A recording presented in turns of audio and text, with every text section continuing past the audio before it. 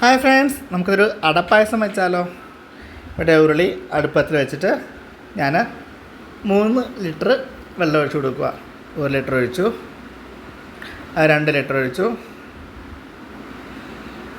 3 litre വെള്ളം ഒഴിച്ച് കൊടുത്തിട്ടുണ്ട്. ഇതിലേക്ക് ഞാൻ ചെറിയ നുറുക്ക് അടയാണ് കേട്ടോ എടുത്തത്. 250 ഗ്രാം ചെറിയ അടയെടുത്തത്. വലിയ അട കൊണ്ടാണ് സാധാരണ അടപ്രഥമൻ ഉണ്ടാക്കുന്നത്. ഞാനിപ്പോൾ ചെറുതുകൊണ്ട് ഉണ്ടാക്കുന്നത്. വെള്ളം നന്നായിട്ട് തിളച്ച് വരുന്നുണ്ട്. അതിലേക്ക് 250 ഗ്രാം നുറുക്ക് അടയും കൂടി ചേർത്ത് കൊടുത്തിട്ടുണ്ട്. നന്നായിട്ടൊന്ന് വേവിച്ചെടുക്കാം. ഒരു 10-20 മിനിറ്റോളം പിടിക്കും ഇതൊന്ന് വെന്ത് കിട്ടാനായിട്ട്. അല്ലാന്നുണ്ടെങ്കിൽ തിളച്ച വെള്ളത്തിലേക്ക് ഇട്ടിട്ട് ഓഫ് ചെയ്തിട്ടാലും മതി, കുഴപ്പമില്ല. ഇപ്പോൾ ഏകദേശം വെന്ത് വരുന്നുണ്ട്. നമുക്കിതിലേക്ക് ശർക്കര ചേർക്കേണ്ടതുണ്ട്. ഞാനിപ്പോൾ ചേർക്കുന്നത് ഇതാണ് ഡയബിളിസിൻ്റെ ഷുഗറുകാർ കൂടി കഴിക്കാൻ പറ്റുന്ന തരത്തിലുള്ള ശർക്കരയാണ്. ഇത് കല്ലുമണ്ണൊന്നും ഇല്ലാത്തതാണ്. റേറ്റ് പക്ഷേ അല്പം കൂടുതലുണ്ട്. 750 ഗ്രാമിന് 210 രൂപ വരുന്നുണ്ട്. അപ്പോൾ ഇത് ഡയബറ്റിക്കാർക്ക് കൂടി കഴിക്കാവുന്ന ശർക്കര ആയതുകൊണ്ട് ഞാനിപ്പം അത് ചേർത്ത് കൊടുക്കുന്നു. 250 ഗ്രാം അടയെടുത്തത് ഞാനിപ്പോൾ 750 ഗ്രാം ശർക്കര ചേർത്ത് കൊടുക്കുവാണ്.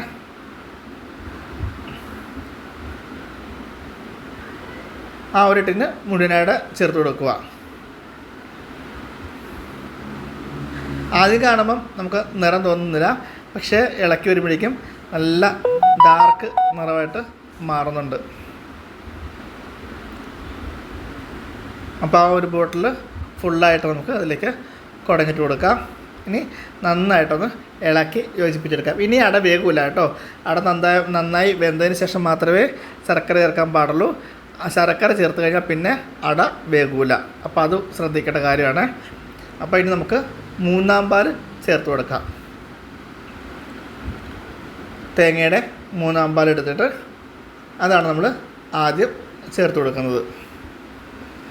അപ്പോൾ നമ്മൾ നല്ല തീ ഇട്ട് കൊടുത്തിട്ടുണ്ട്. നന്നായിട്ട് വെട്ടി തിളയ്ക്കുന്നുണ്ട്. അതിലേക്ക് 3-ാം പാൽ ചേർത്ത് കൊടുക്കാം.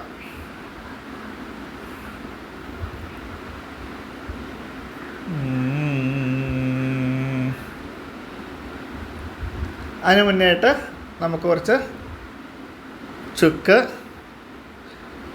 ഏലക്കയുടെ തരി, നമ്മുടെ ആവശ്യത്തിനനുസരിച്ചുള്ള ഏലക്കയുടെ തരി, അതേപോലെ തന്നെ ഒരല്പം ചെറിയ ജീരകം കൂടി.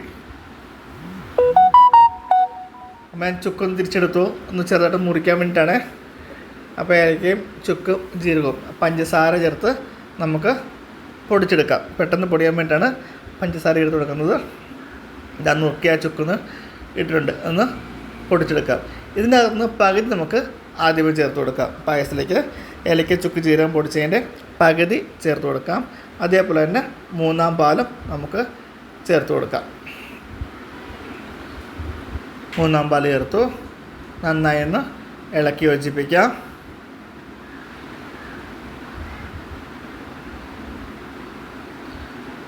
ഇനി നമുക്ക് ആ ഏലക്ക ചുക്ക് ജീരകയില്ലേ അതിൻ്റെ പകുതി നമുക്ക് ഇട്ട് കൊടുക്കാം.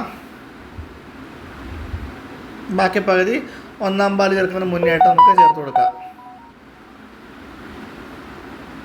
അപ്പോൾ ഇപ്പം കുറച്ച് ഏലക്കയുടെ ചുക്കിൻ്റെ ജീരകത്തൊക്കെ ഫ്ലേവർ ആടയിലും മസാല ഗ്രേവിയിലൊക്കെ പിടിക്കുമ്പോഴേക്കും നല്ലൊരു മണം കിട്ടും. അവസാനം ചേർക്കുന്നത് നല്ല മണം കിട്ടാൻ വേണ്ടിയാണ്. നമ്മൾ തീർന്ന് നല്ല ചിരട്ടയൊക്കെ ഇട്ട് കൊടുത്തിട്ടുണ്ട്. അപ്പോൾ അതായത് ഇനി പെട്ടെന്ന് കുറുകി കിട്ടണമല്ലോ. 3-ാം പാൽ കുറുകണം. 3-ാം പാൽ കുറുകി വന്നിട്ട് വേണം നമുക്ക് 2-ാം പാലും കൂടി ചേർത്ത് കൊടുക്കാനായിട്ട്. അപ്പോൾ നല്ല കുറുകിയ ശേഷം മാത്രമേ നമ്മൾ 2-ാം പാൽ ചേർത്ത് കൊടുക്കുകയാണേ. 2-ാം പാലും ചേർത്തു നന്നായിട്ടൊന്ന് ഇളക്കി യോജിപ്പിക്കാം.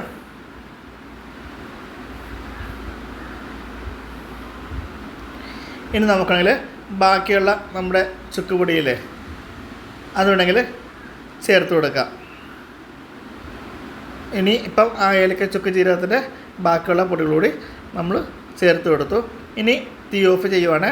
അതായത് അടുപ്പിൽ നിന്ന് ഇറക്കി വയ്ക്കുവാണ്. ഞാൻ ഇറക്കി വെച്ചു. ഇനിയാണ് 1-ാം പാൽ ചേർത്ത് കൊടുക്കുന്നത്.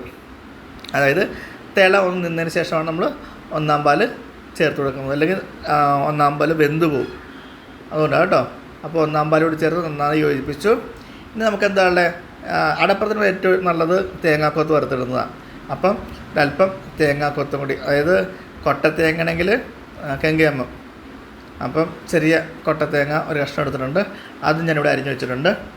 അതിനൊപ്പം തന്നെ നമുക്ക് കശുവണ്ടി കിസ്മിസൊക്കെ ആവശ്യമുള്ളത് ചേർത്ത് കൊടുക്കാം. ഏറ്റവും നല്ലത് തേങ്ങാക്കൊത്തും എള്ളുമാണ് എനിക്ക് ഏറ്റവും ഇഷ്ടം. അപ്പോൾ ഇതൊന്ന് ഇളക്കി യോജിപ്പിച്ച ശേഷം നമുക്കതുകൂടി ഒന്ന് വറുത്ത് ഇടാം ഇതിനകത്തേക്ക്. അപ്പോൾ തേങ്ങക്കൊത്തുമുണ്ട്, കിസ്മിസുമുണ്ട്, കുറച്ച് അണ്ടിപ്പരിപ്പുണ്ട്. നെയ്യിൽ നമുക്ക് മൂപ്പിക്കാം. ഒരു പാനിലേക്ക് നെയ്യ് ഒഴിച്ചിട്ട്, നമ്മൾ വീട്ടിൽ തന്നെ എടുക്കുന്ന നെയ്യാകട്ടോ, അമ്മ ബട്ടർ ഉണ്ടാക്കിയിട്ട് അതിനകത്ത് തന്നെ നെയ്യാക്കി മാറ്റുന്ന നെയ്യാണിത്. അപ്പോൾ തേങ്ങക്കൊത്ത് വറക്കാം. തേങ്ങ ഒരുവിധം മൂത്ത് വരുമ്പോഴേക്കും നമുക്കതിലേക്ക് കിസ്മിസും അണ്ടിപ്പരിപ്പും എല്ലാം കൂടി ഇട്ട് കൊടുക്കാം. അതും ഒരുവിധം മൂത്ത് വരുമ്പോഴേക്കും നമുക്ക് എള്ള് ചേർത്ത് കൊടുക്കാം. എള്ളും ഒന്ന് പൊട്ടേണ്ടതാണ്. അപ്പോൾ ഇതെല്ലാം ഒന്ന് മൂത്ത് വരുമ്പോഴേക്കും നമുക്ക് അതിലേക്ക് എള്ള്, ഏകദേശം ഇത്ര എള്ള് നമുക്ക് ചേർത്ത്, എള്ള് കൂടുതൽ ഇഷ്ടമാണെങ്കിൽ കുറച്ചുകൂടി ചേർത്ത് കൊടുത്താലും കുഴപ്പമൊന്നുമില്ല. അപ്പോൾ എള്ള് ചേർത്ത് കൊടുത്തു. ഇനി നമുക്കിത് പായസത്തിലേക്ക് ഇട്ട് കൊടുക്കാം. അപ്പോൾ നമ്മുടെ അടപ്രഥമൻ ഇവിടെ റെഡി ആയിട്ടുണ്ട്. എല്ലാവർക്കും ഇഷ്ടപ്പെട്ട് കാണുമെന്ന് വിശ്വസിക്കുന്നു. വീണ്ടും നമുക്ക് നല്ലൊരു വീഡിയോ ആയിട്ട് വീണ്ടും കാണാം. അപ്പോൾ പുതിയ പുതിയ വിശേഷങ്ങളൊക്കെ പായസങ്ങൾ ട്രൈ ചെയ്യുക.